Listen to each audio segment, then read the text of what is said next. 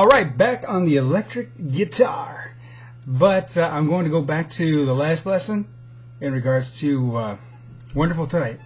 So I had a question. So why does the dude pull him over like that when he's playing? Shouldn't you have the thumb back here like this? And that's actually a pretty good question if you think about it. And there are about 3 different answers I can come up with. Now, to go back to that lesson of Wonderful Tonight, you know, it's a matter of practical and technical. Most people are taught that you have to have your thumb back here like this, and you support your thumb, you know, with your bends. It all looks like this. Okay, so your thumb should always be behind it. Well, that's the technical aspect, but in reality and practice, it's not always functional. So take, for instance, that Wonderful Tonight chord that I did. It's called the D, F sharp. Okay, well, you have to play the F sharp on the bottom and the D on top.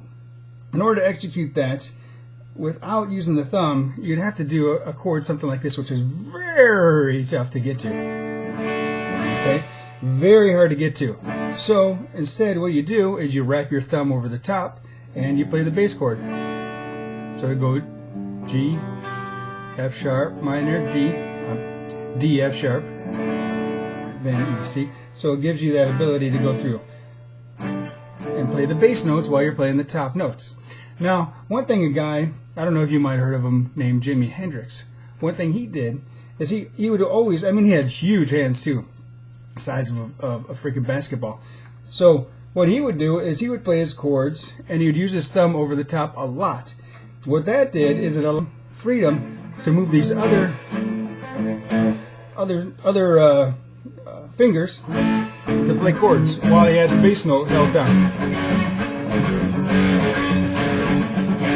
which is hard to do if you're going to do a traditional bar chord. I mean, it can be done, but it's a lot more practical just to have that thumb over the top, play kind of a rhythm and the bass at the same time. Gives you a lot more flexibility. Okay, and the third thing is when you're doing bends, technically, you know, you want to get your fingers behind there and you should have a lot of strength, but I don't know, it's kind of like sitting up straight. You've seen those people that are very, very staunch, sit up straight like this every time, and it'd be very, it's very traditional, but it's more than that. It's like, I can't think of the word right now, but you know, it looks uncomfortable, really, if you come to think about it, you know.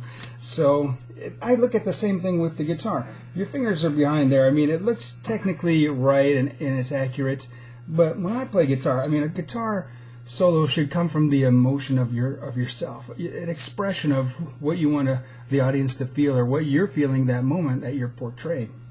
So wrapping that thumb over the top, I mean, it allows you to really grip the strings and, you know, really get into the song.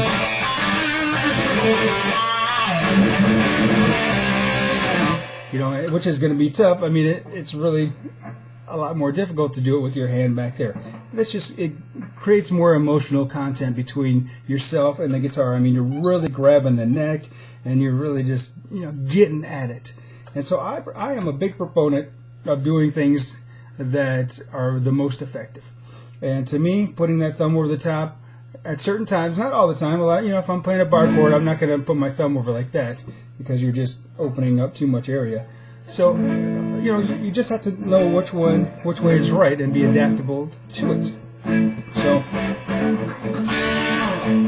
that's my answer for that question, which really is a good question and a very astute question because not a lot of people will notice that I put that thumb over the. All right, I hope that answers the question. If it doesn't, just get a hold of me. Go to the blog, put a comment down there, put a comment anyways, and let me know how this video was for you. And get a hold of me somehow. I'll put another video up here. I will explain this until it gets clear and concise. But anyway, recap. Helps you play the bass notes. Helps you get certain chords that you wouldn't normally get. Helps you adapt your rhythm while keeping the main structure of the chord. And it really gets the emotion across especially when you're bending or playing just wrist. Okay, so again, hope that helps. make a comment, let me know how things are going. And if you notice, I put the mirror effect off. I'm not left-handed guitar player. I'm right-handed. But I use that mirror effect to hopefully help you follow along, just as if you were playing to a mirror. So, rock out, peace, I'll talk to you soon.